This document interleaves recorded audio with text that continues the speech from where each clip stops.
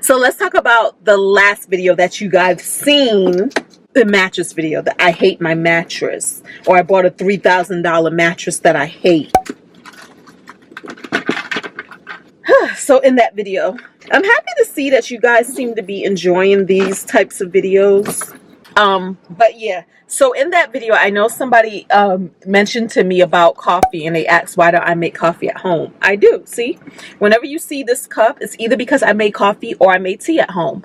I would say that I average maybe once a week. Average, because there's some weeks where it's 0 a week, and then there's some weeks where it might be twice a week that I go to Starbucks. I've come to the conclusion that I do not like the McDonald's coffee. I used to do that sometimes, but they are so inconsistent that it is annoying. The main thing from Starbucks is when I crave the matcha tea latte with raspberry. But you know what I'm thinking, guys? I'm thinking maybe it is about time that I learned how to do that at home. I'm pretty sure it's probably not hard. It's probably some mix you buy and you just do the things with it. So I probably will add that to my repertoire because I really do adore that drink. And then another comment in the video, you and my mama said that I should return that comforter to Target. And so yes, I did burn it in the dryer, right? That was the dryer that burnt it. Yeah, I put it on 100 minutes and then left the house. 100 minutes because it was so big and heavy. I was like, oh, this is gonna need time to dry, because normally when I dry a comforter, I have to put it on at least 2 cycles and then spread it out to air dry the rest of the way. So I said, with this thing being so big and heavy, it's a king, it's gonna need the time. And so I put it on 100 minutes, and then I remember I left to go to the store, and then I remember thinking, dag, I should have put it on some more time before I left. Good thing I didn't, because let me tell you something, guys. At first I said, oh man, I messed up my comforter, and I was very annoyed. But then I said, you know what? I'm very blessed. Y'all, my annoyance turned to blessing real quick, because I said, that could have turned into a fire. I am not one. I do not like running things when I'm gone. I don't run the washing machine when I'm out the house, the dishwasher, none of that. I do those things. I like to be home when things are running. I don't even like leaving things plugged up. So I'm not going to leave like a computer plugged up, charging, things like that. Unplug it when we go to bed. That's what it is. And so the fact that I did this dryer thing and I left, I came right back. But the fact that that was the least that happened, was that comforter got burnt, I felt so blessed, because I said that could have been my whole house up in smokes. My whole house up in smoke, to include my hard drives and my computers. And y'all know, because I got all y'all saved on those things and I'm way behind. So I do not want to lose those memories. But I just felt so blessed. And so I know my mama and some of you said that I should return the comforter, but I'm not going to do that because it was my fault. You know what I mean? If I truly felt that I bought something and it was defective, I would return it without a thought. But when I know I'm the problem, that I'm the one who did it, no, I'm not putting that energy out there into the world. Like, I did this. That thing says, if you look at the instructions, I think it says tumble dry low. I did not tumble dry that on nobody's low. I just put it in the dryer and put it on 100 all the minutes. So yeah, so I'm gonna, it's okay. It is okay. I did it. I messed it up, and I will buy another one. It's all right. It's all right. And plus, I was so blessed too that even with Jay paid for half that comforter. I didn't pay for it myself. We split half. And I know some of you say, you know, even with this money thing, like the way it hasn't really been questioned, but let me just say it, because sometimes people don't say things out loud that may be on their mind. But I love splitting things with him. He a lot of times will just be like, oh, I thought I was paying for it. And a lot of times when he's reconciling his bill, like for instance, when we went to Wegmans and I spent $138, he was just reconciling his bills last night and he had the $138 up there to pay. And I was like, oh no, I paid that already. And this is because I know My man works so hard. He really does. And I know that I make so much money. I really do. I can't help it. It's my claim to fame, y'all. And I know I have very little overhead. I can't help it. Again, my claim to fame. And he has more overhead than me. He has child support. And he just has things. He has a car payment. Look, that's his overhead. Child support and car payment. But I don't have those things. And so I'm just of the mindset that when I prosper, we all prosper. You know what I'm saying? I do well, you're doing well. And what that means for me is you don't have to spend as much of your money because I got it so easily and effortlessly. And I know my blessings come from God, for real. And my blessings are your blessings because you are my partner. He is my partner. Somebody had also asked me in the comments about, I forget how they worded it, but it was something to the effect of, with me paying for things, do I feel like I'm paying for his time to spend with me? Like I'm paying for him to spend time with me?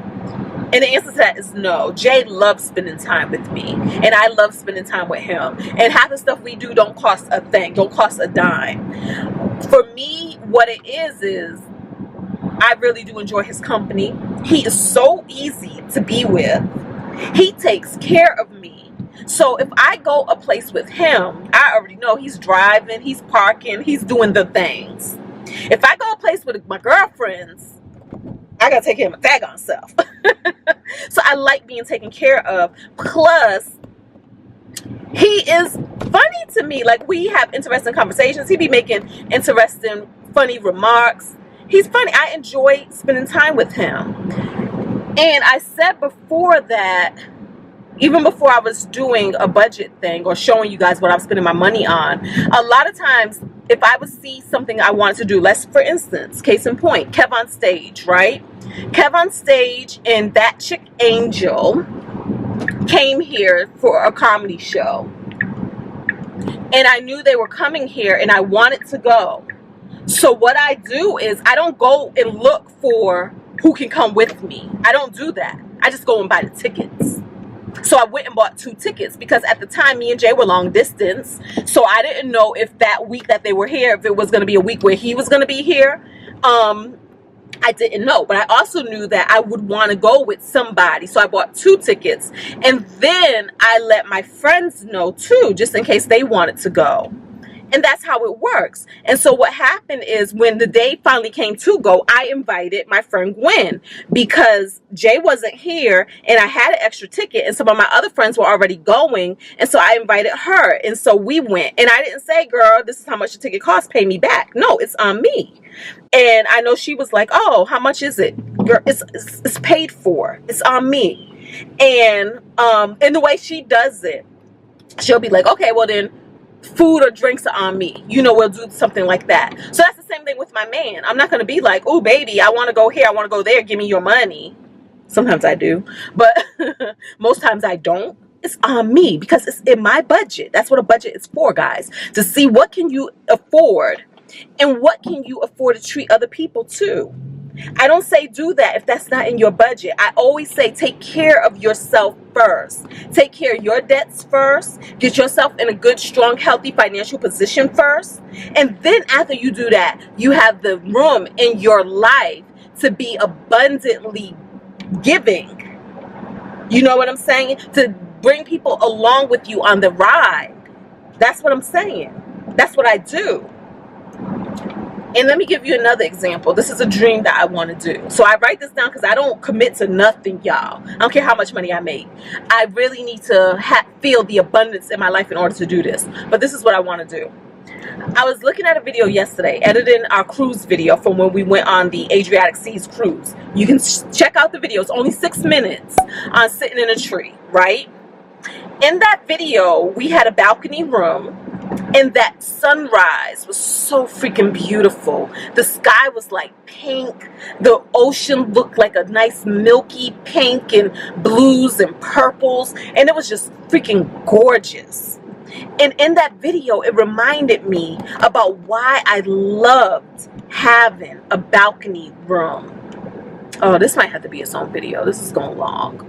Because I'm gonna tell you why. Sometimes when I have these conversations with y'all that y'all don't know about, but when I put the whole week together, the videos are so long that I cut out a lot of the conversation. So I might do this by itself. Yeah, this could be a response to the last video. Yeah, let's do that. Okay. So anyways, in that video, it reminded me of everything I adored about having a balcony room, right? Y'all know I be going back and forth with budget life. So, a cruise that we're going to be taking to Hawaii, we got an inside cabin. Because the other piece of me, it's like I have the little budget devil on one shoulder and the budget angel on the other shoulder. So, the little budget, I don't know if it was the angel or the devil, I'm going to say it was the budget devil, was like, girl, with the amount that you pay for a balcony room, you can get an inside cabin and you can do other vacations with that money. But here's the thing. Here's the reality. The reality is I'm going to do other vacations anyway, whether I have a balcony or not, right? Love the balcony. My justification for not getting a balcony was it's not like we're in our room that much to really say, okay, this balcony is worth it, right? It's not like we're doing activities on the balcony. And then when I was on that cruise, the Adriatic Seas cruise, I met a couple. Me and Jay met a couple. They called themselves the Crazy Cruisers. And they were doing, I believe, was it 7 cruises in a row? I think it was 7 cruises in a row. And when we met them, they were already on their 3rd cruise. They're number 3 of 7. And they always do inside balcony rooms. And they were saying that was their theory. Like they can get more cruises in when they do balconies. I mean, when they do inside cabins. And I was like, okay, we're going to do that too. So I have an inside cabin for Hawaii. Then, like I said, I saw the video last night and I was like, oh my God, that view is everything. To be able to wake up and that is the first thing that you see when you open your eyes. I love it, right? But now here's the other thing. On this Hawaii cruise, my sisters are going on this cruise as well. And they got an inside balcony. They got an inside cabin as well. And we're next to each other. And that's going to be so dope. We're going to be next to each other on a cruise ship and we have inside rooms. I don't want to speak to anybody's financial limitations because I believe we're all financially abundant. But let's just say that they do have more responsibilities than I do. They have younger children. They have grandchildren. They have more things to do with their money. So they don't always have the money to be spending all that much money on a freaking balcony room. So here's what my dream is. My dream is that when we go on this Hawaii cruise, my dream, what I would love to be able to do is upgrade both of our rooms, my room and my sister's room, to a balcony room. And I still want our rooms to be beside each other. Guys, speak it, make it plain. What is it that you want? What do you want? I want us both to enjoy balcony rooms and I want us to be beside each other on this cruise ship. And I want to be able to pay for this upgrade with so much ease just because I just have that much excess in my cash flow that it doesn't even feel like nothing but a desire, and a desire that we get to make happen. That's what I want. That's what I want. Why am I telling y'all this? I don't remember. But I don't remember. But yeah, I just say, oh, maybe it's because, like I said, sometimes it's like if I can do a thing, I'm going to do a thing. Matter of fact, here's another thing I have wanted to do, but it's okay. Corinne in the video, and I think this one was on this channel, in the video about her going to Costa Rica and wanting to do 2 months in Costa Rica. I had asked her a question in that video because she's doing 1 month in Costa Rica. So I asked her a question. I said, why aren't you doing 2 months? And her reason for not doing 2 months is because she has her daughter and she doesn't want to be in Costa Rica and miss out on her time with her daughter. So that's why she's not doing it. Because guys, in my brain, you know what I wanted to do? I wanted to donate $1,000 to her doing 2 months in Costa Rica. But you're not doing too much, so I'm not giving you $1,000. But I was totally going to do that because I totally believe in living a dream and making it a dream come true. And when we're all in community with each other, your dream is my dream is your dream, your manifestation is my manifestation is your manifestation, and we are doing this thing. And my spirit just wanted to donate 1,000 to that cause, but I'm not. But that's what it is. That's what being abundant is for me. And that is what paying this house off. I'm just talking, y'all. That is what paying this house off is going to mean to me. And that's what it's going to look like for me. Another case in point. Me and my sister this weekend, we were in the purple mattress store looking at all the purple mattress things, and we were having such a good time. And we were in the bed, and so much so that the lady came and put blankets over us, right? The weighted blankets. And my sister just really loved the weighted blankets. Abundance for me, a paid off house for me, looks like me saying, give us one of those for my sister.